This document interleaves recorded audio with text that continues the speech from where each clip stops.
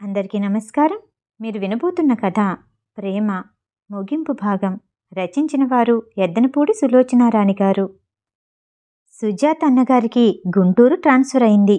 ఆయన వెళ్ళిపోతున్నాడు. సుజాత తల్లి వదిన చెప్పడానికని వచ్చారు. లలితమ్మ గారు అంటీ ముట్టనట్టు మాట్లాడింది.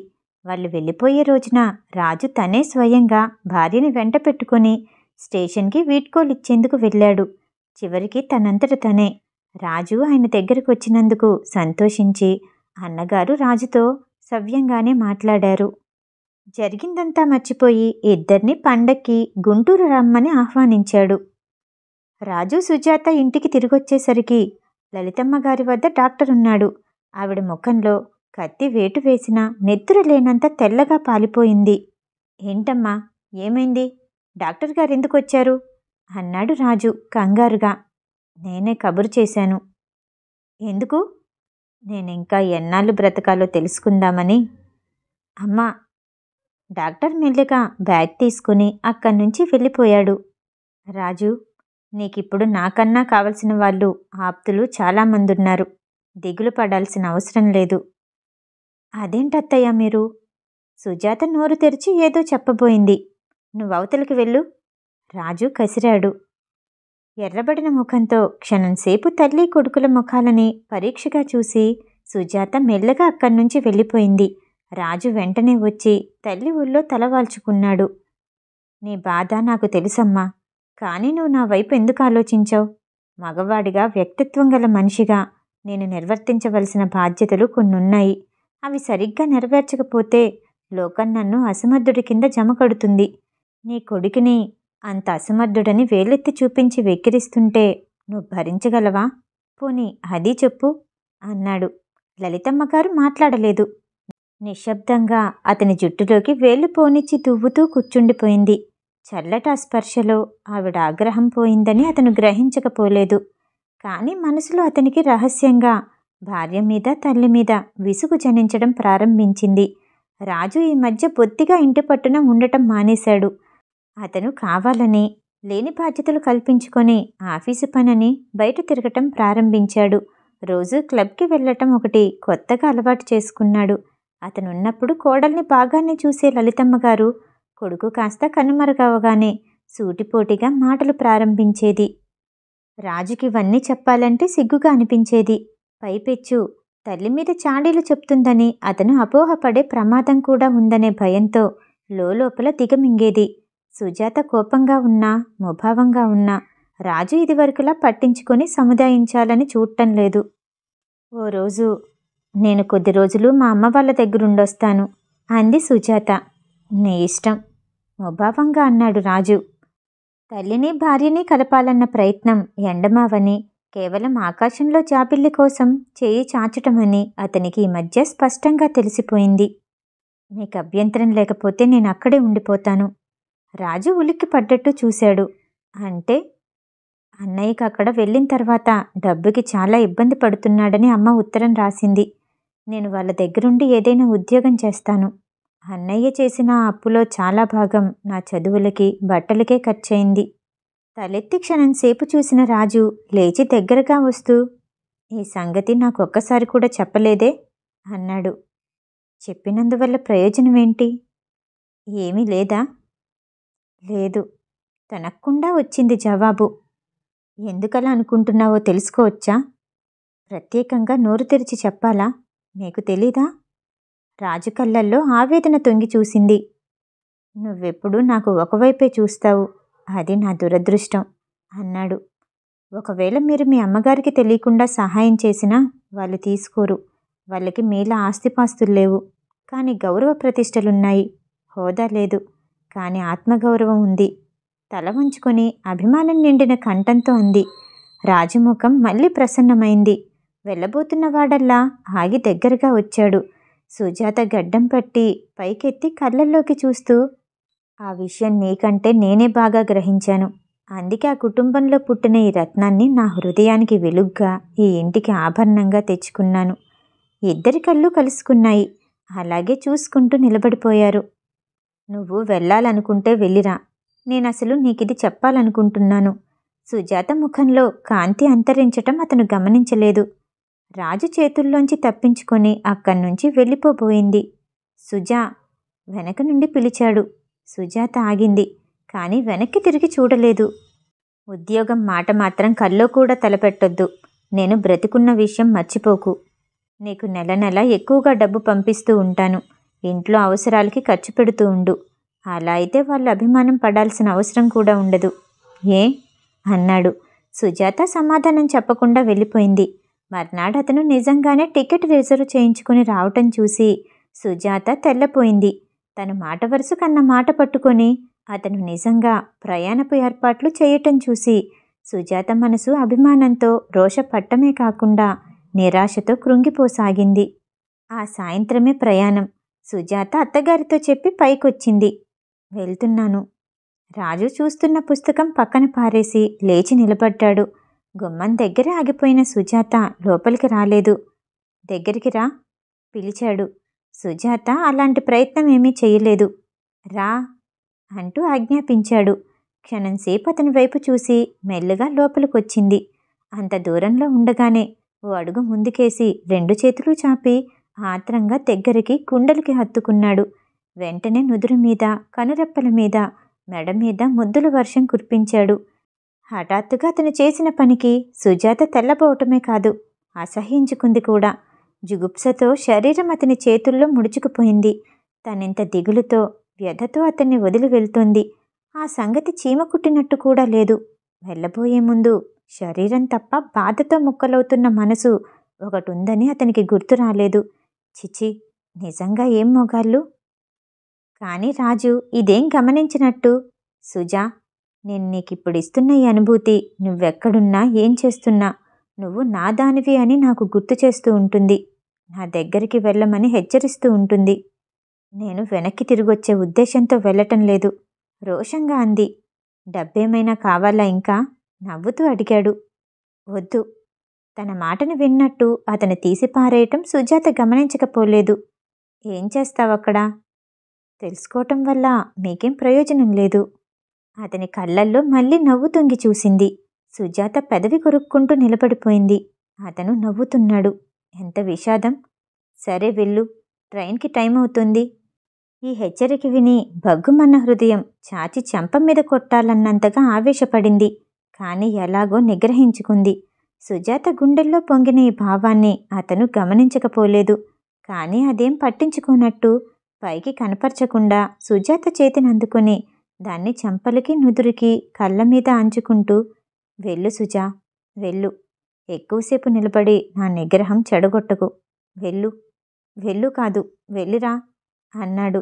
హఠాత్తుగా మారిపోయిన అతని కంఠం, ఆ మాటలు పలికిన తీరు చూసి సుజాత కోపం అంతా ఒక్కసారి మంచులా చల్లబడిపోయింది. వెంటనే అతని గుండెల్లో ముఖం దాచుకొని, నేను వెళ్ళను, వెళ్ళను, నన్ను వెళ్ళమనకండి అని ఏడవాలనిపించింది. కానీ రాజు అలాంటి దానికి అవకాశం లేకుండా నౌకర్ని పిలిచి పెట్టి బెడ్డింగ్ తీసుకునెళ్ళి కారులో పెట్టమని చెప్పాడు.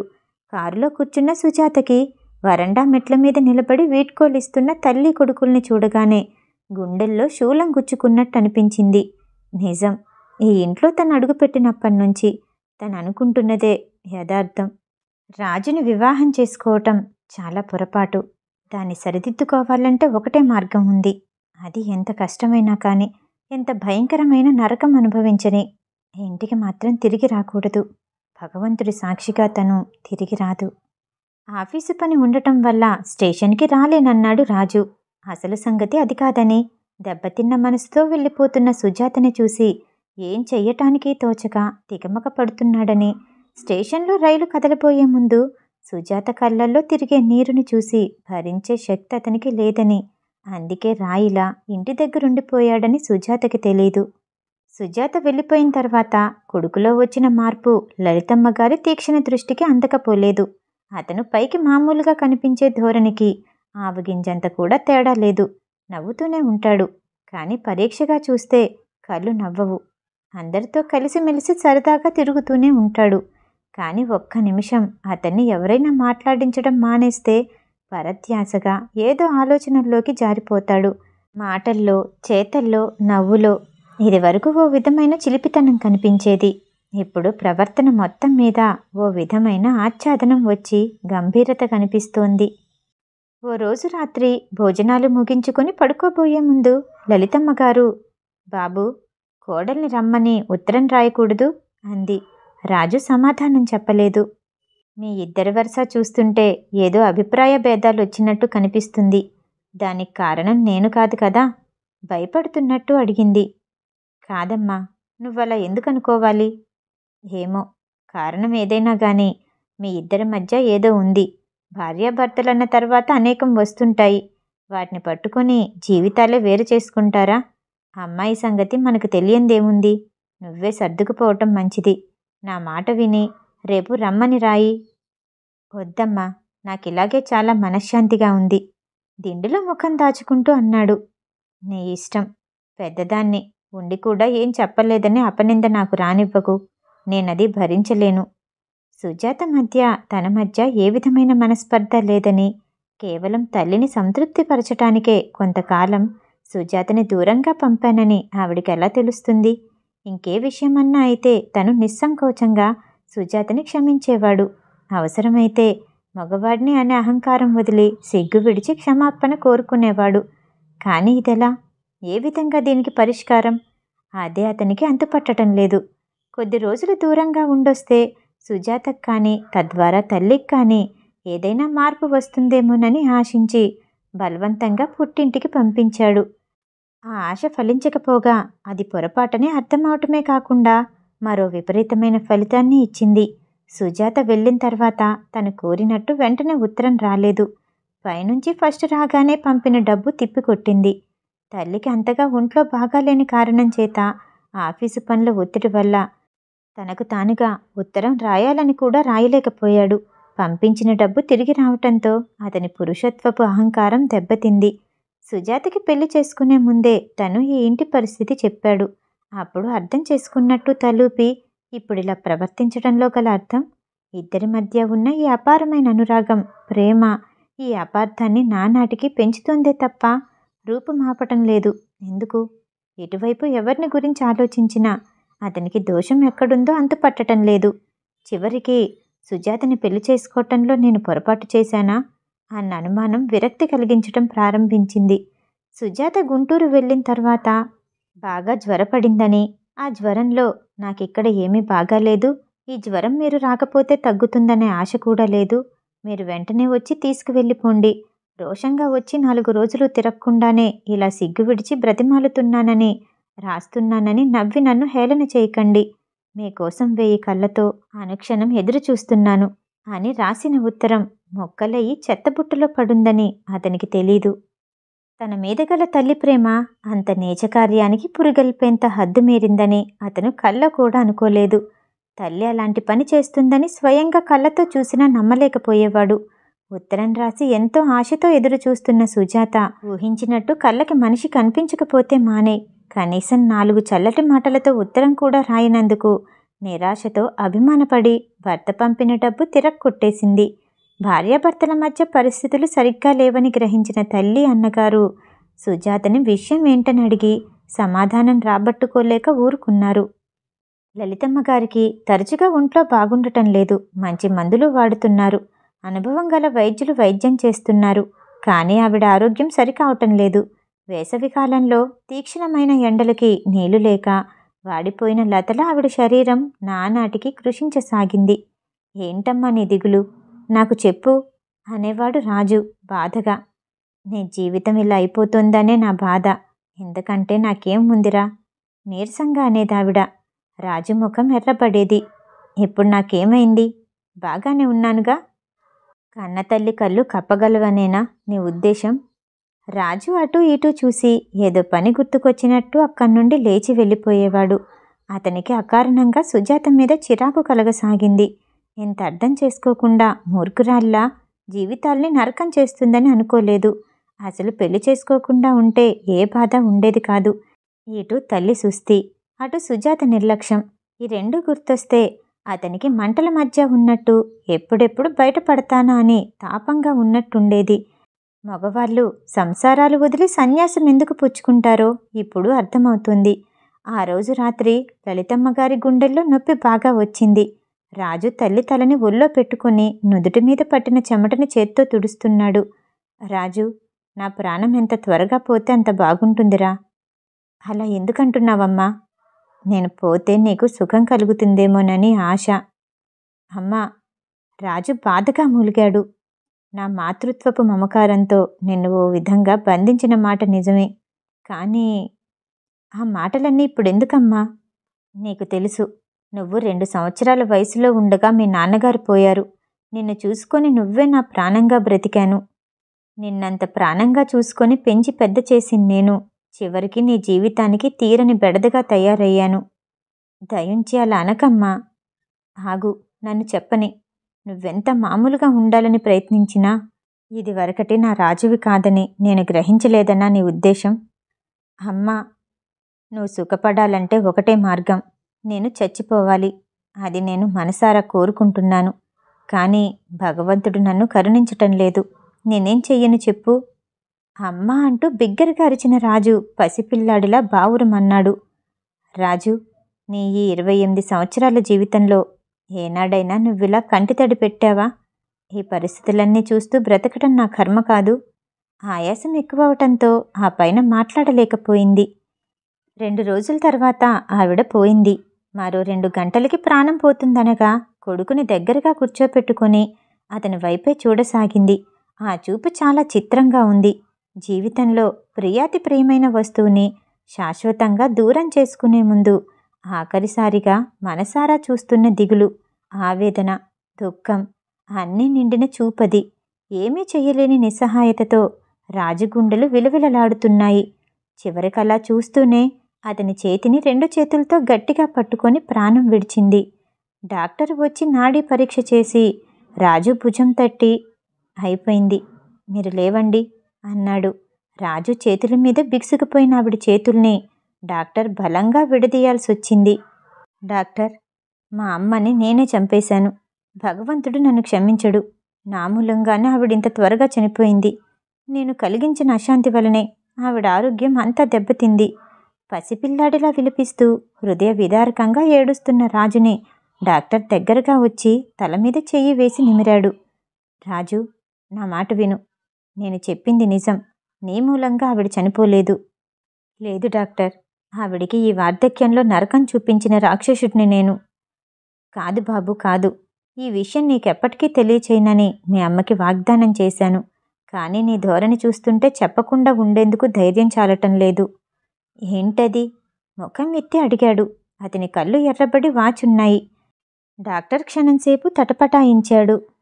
రాజు, నేను డాక్టర్ని. చచ్చిపోయిన వాళ్ళ మాట కంటే బ్రతికున్న వాళ్ళ ఆరోగ్యం నాకు ముఖ్యం. ఆడి తప్పే మనిషిని కాను నేను.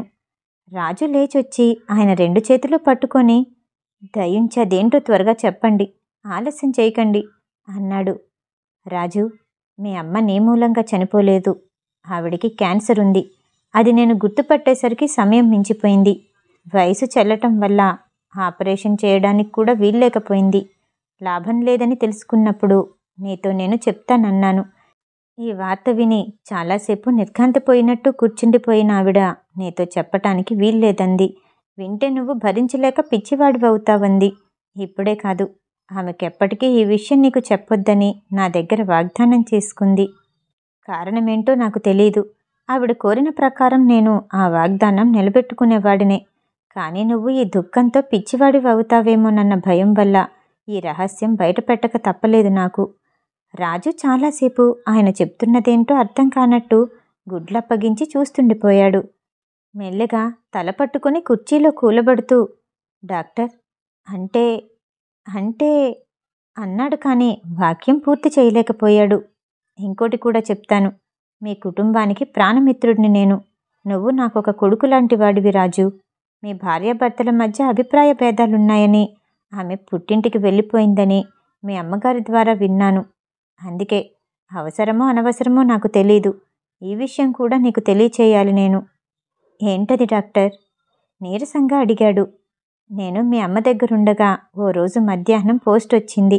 పోస్ట్ మ్యాన్ ఇచ్చిన ఉత్తరం నేనే తీసుకున్నాను. ఎవరి దగ్గర నుండని మీ అమ్మగారు అడిగారు. ఉత్తరం తిప్పి చూసి, సుజాత, మీ కోడలు అన్నాను. అంత బాధలోనూ ఆవిడ మంచం మీద నుంచి లేచి కూర్చుని ఉత్తరం తీసుకుని చించి చదివింది. అందులో ఏముందో నాకు తెలీదు. ఆవిడ ముఖం నలుపు రంగుకి మారింది. వెంటనే ముక్కలు ముక్కలుగా చించి నా చేతికిచ్చి చెత్తబుట్టలో పారేయమంది. ఏంటి సంగతని అడిగాను. ఆవిడ సమాధానం ఏమీ చెప్పలేదు. ఆ సంఘటన నా మనసులో గాఢంగా హత్తుకుపోయింది. రాజుకి అంత దుఃఖంలోనూ ఇప్పుడిప్పుడు చనిపోయే ముందు తల్లి సుజాతని చూడాలని ఎందుకనలేదో, కథల్లో సినిమాల్లో లాగా క్షమించినట్టు ఎందుకు మాట్లాడలేదో అర్థం కాసాగింది. జుట్టులోకి 2 చేతులు పోనిచ్చుకుని కూర్చున్న రాజు భుజం మీద ఆప్యాయంగా తడుతూ, ఏదేమైనా రాజు, మీ అమ్మ నిన్ను తన ప్రాణం కంటే మిన్నగా పెంచింది. కొంతమంది దృష్టిలో అదొక వెర్రితనంగా కనిపించొచ్చు. కానీ ఆవిడ్ని నేను అర్థం చేసుకోగలను. అందరి తల్లుల్లా నువ్వు వివాహం చేసుకోవాలని, భార్యాపిల్లలతో కలకలలాడుతూ తిరగాలని కూడా ఆవిడ ఎందుకు ఇష్టపడలేదో నాకు తెలుసు. తెలుసు డాక్టర్, నాకు కూడా తెలుసు, బాధగా అన్నాడు రాజు. ఆవిడ ప్రాణం పోయే ముందు కళ్ళల్లో అపురూపమైన వస్తువుని పోగొట్టుకుంటున్న బాధ తను జన్మలో మర్చిపోగలడా? ఈ వార్త వినగానే అందరితో పాటు విజయ్ కూడా పరిగెత్తుకొచ్చింది. బావా, సుజాత ఏది? ఆశ్చర్యంగా అడిగింది. లేదు, రాలేదు. రాలేదా? అవును. ఎందుకని? నేను కబురు చేయలేదు. బాగుంది వరస, నీకు పూర్తిగా మతిపోయినట్టుంది. విజయ అప్పటికప్పుడు అర్జెంటు టెలిగ్రామ్ పంపించింది. విజయ ఇచ్చిన టెలిగ్రామ్ సుజాత తనే స్వయంగా అందుకుంది. అయ్యో, అదేంటే, పోయి 4 రోజులైన తర్వాత మనకి కబురా? తల్లి శోకాలు ప్రారంభించింది. టెలిగ్రామ్ చేత పట్టుకొని అచేతనంగా కూర్చుండిపోయిన సుజాత కళ్ళ ముందు 20 రోజుల క్రితం తను రాసిన ఉత్తరం మెదిలింది. రాజు, భగవంతుడి సాక్షిగా నేను ఆ ఇంటికి తిరిగి రాకూడదనే నిశ్చయించుకున్నాను. కానీ భగవంతుడు చాలా నిర్దయుడు. నేలాగే నా వైపు చూసి క్రూరంగా నవ్వాడు. నేను తల్లిని కాబోతున్నాను. పుట్టబోయే సంతానానికి మా నాన్నెవరు అని ప్రశ్నిస్తే సమాధానం చెప్పలేని స్థితిలో నేనెలా ఉండగలను? అందుకే ఓటమిని ఒప్పుకుంటున్నాను. నీ ఇష్టం వచ్చినప్పుడు వచ్చి తీసుకెళ్ళు. మీకు తీరుబడి లేకపోతే నన్నే రమ్మని రాయి, వస్తాను. ఆ ఉత్తరం పోస్టు చేయమని అన్నగారికిస్తే అది ఆయన చదువుకున్న పుస్తకంలో పెట్టి ఎవరికో ఇచ్చేశాడని, ఆ ఉత్తరం రాజుకి చేరలేదని సుజాతకి తెలియదు. అందుకే టెలిగ్రామ్ చూసి నిర్లక్ష్యంగా పక్కన పడేసి ఊరుకుంది. కానీ తల్లి అన్నగారు మందలించి వెంటనే తీసుకుని బయలుదేరారు. సుజాత వచ్చేసరికి ఇంటి నిండా బంధువులు, స్నేహితులు చాలామంది కిటకిటలాడుతున్నారు. విజయ వాళ్ళని చూస్తూనే ఆదుర్తగా ఎదురొచ్చి సుజాత చేయి పట్టుకుని లోపలికి తీసుకెళ్తూ, అమ్మయ్య, నువ్వు వచ్చే వరకు నాకు ప్రాణంలో లేదు. నీకు సుస్థిగా ఉందని, హాస్పిటల్లో ఉన్నావని నానా రకాల కథలు కల్పించి వాళ్ళందరూ వేసే యక్ష ప్రశ్నలకి జవాబులు చెప్పలేక నా తల ప్రాణం తోక్కొస్తుందనుకో. నేను నిజంగా చూడనే లేదు. నువ్వు నిజంగా సుస్థిపడి లేచిన మనిషిలాగానే ఉన్నావే అంది ఆశ్చర్యంగా. సుజాత నీరసంగా నవ్వింది. విజయ మళ్ళీ వెంటనే, భావం చూస్తుంటే భయం వేస్తుంది. అన్నం లేదు, నీళ్లు లేవు. ఇక నువ్వు వచ్చావు, నా బాధ్యత తీరిపోయింది బాబు. మా అబ్బాయికి జ్వరం, చేయి దిగటం లేదు. అదిగో ఆ గదిలో ఉన్నాడు, వెళ్ళు, నేను కాఫీ తీసుకొస్తాను అని వెళ్ళిపోయింది. సుజాత మెల్లగా గదిలోకొచ్చింది. ఆ రోజు తను వెళ్ళేటప్పుడు ఏ కుర్చీలో కూర్చున్నాడో ఇప్పుడు కూడా సరిగ్గా అదే కుర్చీలో కూర్చున్నాడు. ఆ రోజు వెనక్కి వాలి పుస్తకం చూస్తున్నాడు. ఈరోజు ముందుకి వాలిపోయి టేబుల్ మీద చేతులానించుకొని వాటిల్లో తలదాచుకున్నాడు. సుజాతకి ఏం మాట్లాడాలో, ఎలా పిలవాలో తెలియలేదు. అడుగుల శబ్దం విని అతనే తలెత్తి చూశాడు. సుజాత గుండెలు పగిలాయి. అతని కళ్ళు ఎర్రగా జ్యోతుల్లా ఉన్నాయి. గెడ్డం మాసింది. జుట్టు చెదిరి చిందరవందరగా ముఖం మీద పడుతుంది. సుజా, అస్పష్టంగా అన్నాడతను. ఆ పిలుపులో, ఆ పేరు పలికే తీరులో ఏదో మంత్రశక్తి ఉంది. ఆ శక్తే సుజాత వెంటనే వెళ్ళి అతని తలని దగ్గరికి లాక్కునేలా చేసింది. సుజా, నువ్వు రావనుకున్నాను. అతని కంఠం వణికింది. వెంటనే చిన్నపిల్లాడిలా బావురమంటాడనుకుంది. కానీ అలాంటిదేం జరగలేదు. జరగకుండా అతను శక్తి అంతా కూడా తీసుకొని నిగ్రహించుకుంటున్నట్టు స్పష్టంగా తెలిసింది. టేబుల్ ఆనుకొని అలా నిలబడే 2 చేతులతో అతని తలని దగ్గరగా తీసుకొని చాలాసేపు నిలబడింది. ఇద్దరిలో ఎవరూ మాట్లాడలేదు. మాటలు అనవసరం అనిపించిన క్షణాలవి. విజయ కాఫీ తీసుకుని లోపలికి రాబోయింది. వెనక్కి తగ్గింది. పర్వాలేదురా, సుజాత పిలిచింది. రాజు లేచే ప్రయత్నం చేయలేదు. విజయ కాఫీ తెచ్చి లోపల పెట్టి పనుంది అంటూ వెళ్ళిపోయింది. కాఫీ తాగుతారా? మృదువుగా అడిగింది. రాజు తలెత్తి చూస్తూ, సుజా, ఎంత చిత్రం. అచ్చు అమ్మ ఊళ్ళో తలదాచుకున్నంత హాయిగా ఉంది. క్షణం క్రితం వరకు నాకు ఈ ప్రపంచం శూన్యంగా అనిపించింది. పిచ్చివాడినైపోతాననే భయపడ్డాను. సుజాత కన్నీళ్లు నిండిన చిరునవ్వుతో కాఫీ అందించింది. రాజు అది తాగటం పూర్తి చేసి మళ్ళీ తలని అలాగే ఆనించుకుంటూ, సుజా, అమ్మ మీద కోపం పెట్టుకోకు అన్నాడు. లేదు లేదు, ఆవిడ నాకు కొద్దిగా అవకాశం ఇచ్చుంటే బావుండేది అనుకున్నాను. నాకేదన్నా కోపం అంటూ ఉంటే అది మీ మీదే, ఆవిడ మీద కాదు.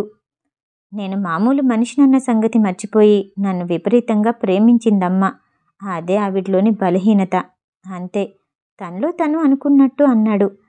ఆ సాయంత్రం క్రిందకొచ్చి అందరితో మాట్లాడి ఇంట్లో జరగాల్సిన ఏర్పాట్లు చూశాడు రాజు. 12 రోజులు ఇట్టే గడిచిపోయాయి. రాజు పెద్ద ఎత్తున తల్లి కర్మకాండలు ముగించాడు. ఆవిడ పేరిట అతను చేసిన దానాలు చూసి అంతా, ఆహా, ఆ తల్లికి తగిన కొడుకు అన్నారు. కోడలు కూడా బుద్ధిమంతురాలు. భర్త ఎంత చెప్తే అంత. సుజాతని కూడా మెచ్చుకున్నారు. పాపం దురదృష్టవంతురాలు.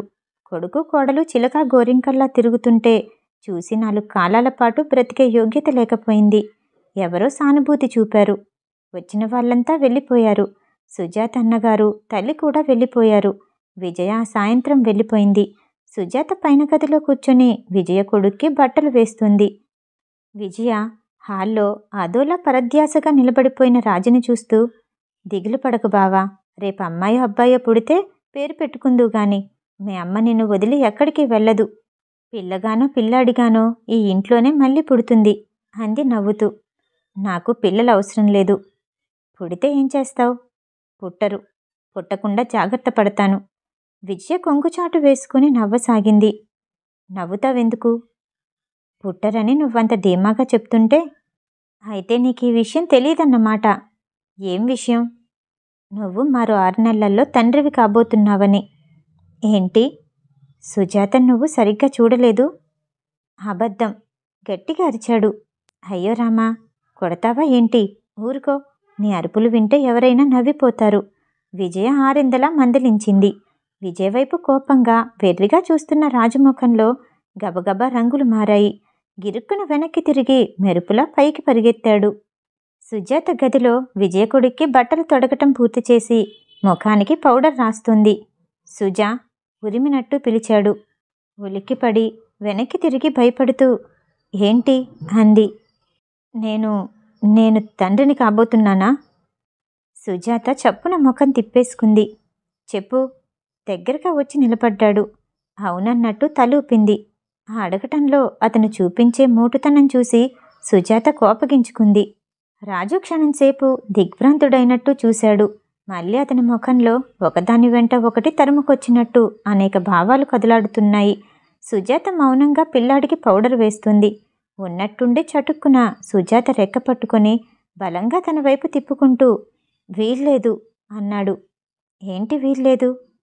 నాకు పిల్లలు అవసరం లేదు. సుజాత చేయి విడిపించుకోబోయింది. నీకే చెప్పేది. నేనేం చెయ్యను? అతని ధోరణేంటో అర్థం కాక అయోమయంగా అడిగింది. పద, డాక్టర్ దగ్గరికి తీసుకెళ్తాను. డాక్టర్ దగ్గరకా? అవును అంటూనే రెక్క పట్టుకొని గబగబా మెట్ల దగ్గరికి లాక్కొచ్చాడు. అరే, ఏంటిది? విజయ చూస్తుంది. చేయి విడిపించుకోటానికి బలంగా పెనుగులాడుతూ అంది. రాజు వినిపించుకునే స్థితిలో లేడు. నీకు మతిపోయింది. పల్లబిగున ఉన్న సుజాత శరీరంలో శక్తి అంతా కూడా తీసుకుని బలంగా చేతిని వదిలించుకుంది. రాజు చేయి వదిలేశాడు. యథాలాపంగా నిలబడిన సుజాత కాలు జారి నిలదొక్కుకోబోయింది. కానీ అప్పటికే ఆలస్యమైంది. రాజు ఏమైంది అని గ్రహించుకునేలోపు సుజాత కెవ్వుమనటం, ఆ వెంటనే బంతిలా మెట్ల మీద నుంచి కిందకు దొర్లిపోవటం అంతా రెప్పపాటులో జరిగిపోయింది. సుజాత కేక విని వంటింట్లో ఉన్న వంట మనిషి, ముందు గదిలో ఉన్న విజయ పరిగెత్తుకొచ్చారు. అయ్యయ్యో బావా, ఏంటిది? ఏం చేశావు నువ్వు? విజయ అడిగింది. రాజు నిద్రలో వస్తున్నవాడిలా కిందకి పరిగెత్తుకునొచ్చాడు. భగవాన్, నువ్వు సుజాతని చంపేశావు. విజయ ఏడవటం మొదలెట్టింది. నోర్ముయ్, నువ్వెప్పుడు అంతే. రాజు విజయని తప్పించుకొని అచేతనంగా పడున్న సుజాతని 2 చేతులతో లేవదీశాడు. విజయ డాక్టర్కి ఫోన్ చేయటానికి పరిగెత్తింది. సారీ రాజు, ఆపరేషన్ రూమ్లో నుంచి బయటకొచ్చిన లేడీ డాక్టర్ చెమట తుడుచుకుంటూ అంది. డాక్టర్ వణుకుతున్న స్వరంతో పిలిచాడు రాజు. సుజాత ప్రాణానికేం పర్వాలేదు, కానీ ఈ ప్రమాదంలో ఆమె తల్లయ్యే యోగ్యతని కోల్పోయింది. మీరు చిన్నవాళ్ళు, పిల్లలు కూడా లేరు. I'm sorry, very very sorry. నేను చేయగలిగిందంతా చేశాను. ఆవిడ విషాదంగా చూసి వెళ్ళిపోయింది. మొదట ఎలాగో అయిపోయిన రాజు కళ్ళల్లోకి క్రమంగా కాంతి వచ్చింది. అతను కోరుకున్నది లభించింది. భగవంతుడు అనుగ్రహించి ఆశీర్వదించాడు. కానీ సుజాతకేమని చెప్పాలి? సుజాత ముఖం ఎలా చూడాలి? తల్లి ప్రేమ గుర్తుకొచ్చినప్పుడల్లా ఎందుకో తెలియదు కానీ అతనికి పిల్లలంటే ఓ విధమైన భయం, విముఖత్వం ఏర్పడ్డాయి. 4 రోజులుండిపోయే మనుషులకి ఎందుకీ మమతలు? ఎందుకో జీవితాలకి తపన కలిగించి తెంచుకునే ఈ బంధాలు. తండ్రి కావాలన్న కోరిక అతనికి లేదు, కానీ తల్లి కావాలనే సుజాత ఆరాటపడింది. తనేం చెయ్యాలి? అరే, మీరక్కడే నిలబడ్డారే, వెళ్ళండి. ఆమె తెలివిలోనే ఉన్నారు, మీరు మాట్లాడొచ్చు. తిరిగొస్తూ అంది డాక్టర్. ముందుకు వెళ్ళబోతున్న రాజు ఆగి, డాక్టర్, ఆమెకి ఈ విషయం తెలియజేశారా అన్నాడు. లేదు, ఇప్పుడేం వద్దు, 4 రోజులు పోయిన తర్వాత చెప్దాం అంది. రాజు సుజాతని పడుకోబెట్టిన గదివైపు నడిచాడు. ఒక్క క్షణం తలుపు తెరవటానికి చేయి వేసే ముందు అతని గుండె వేగంగా కొట్టుకుంది. సుజాతని చూడలేనేమో అనిపించింది. కానీ ధైర్యం చేసి తెరిచాడు. గదిలో మంచం మీద తెల్లటి బట్టల మధ్య అంతకంటే తెల్లగా రక్తం లేక పాలిపోయిన ముఖంతో వాడిపోయి సుజాత కళ్ళు మూసుకొని పడుకునుంది. రాజు శబ్దం కాకుండా దగ్గరకొచ్చాడు. సుజా ఆదొత్తగా పిలిచాడు. కళ్ళు తెరిచిన సుజాత చేయి చాచింది. నా సుజా. మంచం మీద కూలపడి మీదకు వంగి భార్య తలని గుండెకి హత్తుకున్నాడు. సుజాత కన్నీళ్లతో అతని షర్టంతా తడిచిపోయింది. నన్ను క్షమించు సుజా. అతని చేతుల ఆప్యాయంగా సుజాత జుట్టుని సరిచేస్తున్నాయి. 4 రోజుల తర్వాత కాదు, మరెప్పటికీ సుజాత తల్లి కాలేదు అని అతను తెలియచేయలేదు. పైనుంచి డాక్టర్ చెప్పకుండా జాగ్రత్త పడ్డాడు. కథ సమాప్తం. ఈ కథ వినడం మీకు నచ్చినట్టయితే లైక్ చేసి సబ్స్క్రైబ్ చేయండి. మళ్ళీ రేపు కలుద్దాం. నమస్తే.